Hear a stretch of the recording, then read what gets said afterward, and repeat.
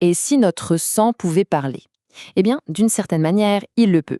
Aujourd'hui, on va apprendre à écouter ce qu'il a à nous dire.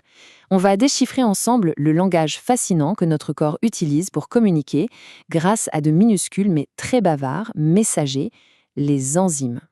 On a tous déjà eu ce moment, non? On regarde une feuille de résultats d'analyse et on voit ces sigles. ALT, CK, PAL. On se dit, qu'est-ce que c'est que ça? Eh bien, ce ne sont pas juste des lettres obscures, ce sont de véritables indices sur notre état de santé. Et aujourd'hui, on va transformer cette confusion en quelque chose de limpide. Pour commencer, il faut voir au-delà du jargon médical. Ces acronymes ne sont pas là pour nous embrouiller. En fait, c'est tout le contraire. Ce sont les mots que notre corps utilise pour nous envoyer des messages. Il faut vraiment les imaginer comme ça, comme des messagers. Des petites bouteilles à la mer, envoyées depuis nos organes, nos tissus, pour signaler que quelque chose se passe à l'intérieur. Leur simple présence ou leur quantité dans le sang, eh bien, ça raconte toute une histoire.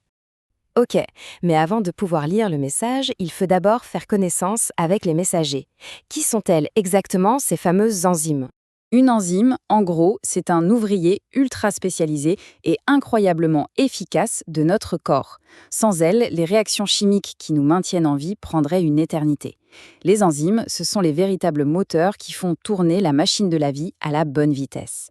Et comme tout bon ouvrier, chaque enzyme a son propre outil pour une tâche bien précise. Une enzyme ne va agir que sur une seule molécule, qu'on appelle son substrat.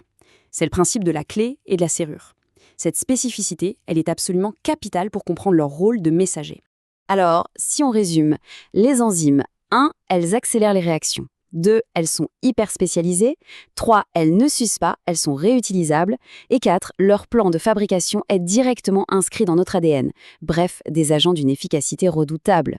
Maintenant, on aborde un concept vraiment crucial. Pour comprendre le message d'une enzyme, il ne suffit pas de savoir ce qu'elle fait. Il faut surtout savoir où elle est censée se trouver. La localisation, c'est la clé. En fait, c'est assez simple. Dans le sang, on peut trouver deux grands types d'enzymes. Celles qui sont censées être là et celles qui ne le sont pas. C'est cette distinction fondamentale qui va nous permettre de poser un diagnostic. Alors voilà nos deux équipes. D'un côté, on a les locales. Leur lieu de travail, c'est le sang. Leur présence est donc tout à fait normale. De l'autre côté, on a les visiteuses. Elles, normalement, elles vivent et travaillent bien à l'abri à l'intérieur des cellules de nos organes. Si on en trouve beaucoup dans le sang, c'est qu'il y a un souci. C'est le signe qu'il y a eu une fuite quelque part. Et c'est là que notre enquête de détective commence vraiment. Comment et surtout pourquoi ces enzymes visiteuses se retrouvent tout à coup dans la circulation sanguine? Alors, dans une situation normale, une cellule saine, c'est une véritable forteresse. Tout est bien organisé à l'intérieur. Les enzymes comme l'ALAT ou la CK sont bien rangées dans leurs compartiments, chacune à son poste. Mais que se passe-t-il si cette cellule est attaquée par un virus ou blessée? Eh bien, ses murs, sa membrane protectrice, peuvent être endommagés et devenir perméables. La forteresse n'est plus étanche. Et là, la suite logique est assez simple, finalement. La cellule est abîmée, donc elle ne peut plus retenir ce qu'elle contient. Les enzymes qui étaient à l'intérieur s'échappent, elles passent dans le sang, et voilà, leur concentration dans le sang augmente. C'est cette augmentation anormale que l'analyse de sang va détecter. Bon, maintenant qu'on sait d'où viennent ces enzymes, voyons comment les médecins interprètent ces indices. C'est un peu comme une enquête policière, mais à l'échelle microscopique. Le premier indice, c'est l'identité du fugitif. Chaque enzyme, visiteuse, est une spécialiste qui provient d'un type d'organe bien précis. Par exemple, si on trouve beaucoup d'ALT, les soupçons vont immédiatement se tourner vers le foie.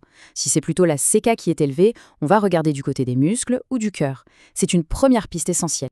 Et cette piste nous mène tout droit à une maladie potentielle. Par exemple, une augmentation conjointe de l'ASAT et de l'ALAT, c'est un signe très classique d'une hépatite. Une grosse augmentation d'une enzyme très spécifique, la CKMB, ça pointe très fortement vers un infarctus du myocarde.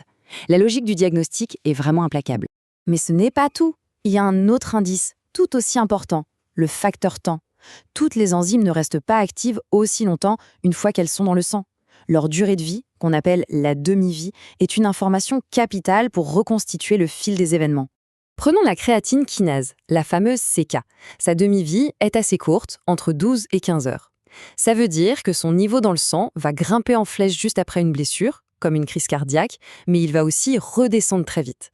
C'est un marqueur de l'instant présent, de l'événement aigu. Et maintenant, comparons avec une autre enzyme, la LDH. Elle, sa demi-vie est beaucoup plus longue, jusqu'à 110 heures. Son taux reste donc élevé bien plus longtemps après l'événement. En comparant le pic de CK, qui est fugace, avec le niveau de LDH qui est durable, un médecin peut non seulement savoir ce qui s'est passé, mais aussi avoir une idée assez précise de quand ça s'est produit. C'est fascinant. Au final, on se rend compte que ces petites protéines sont bien plus que de simples lignes sur un rapport de laboratoire. Ce sont de véritables détectives biochimiques qui travaillent pour nous. C'est la combinaison de ces 3 informations, quelle enzyme, en quelle quantité et comment cette quantité évolue dans le temps, qui permet, avec une simple prise de sang, de brosser un portrait incroyablement précis de ce qui se passe dans nos organes. C'est un système d'une élégance et d'une efficacité remarquables, une sorte d'alarme silencieuse, intégrée, qui nous prévient quand quelque chose ne va pas, parfois même bien avant que d'autres symptômes n'aient eu le temps d'apparaître. Et tout ça nous laisse avec une question assez vertigineuse. Si quelques enzymes seulement peuvent nous raconter une histoire aussi détaillée, imaginez un peu tous les autres secrets qui attendent encore d'être découverts, là, juste sous nos yeux, dans une simple petite goutte de sang.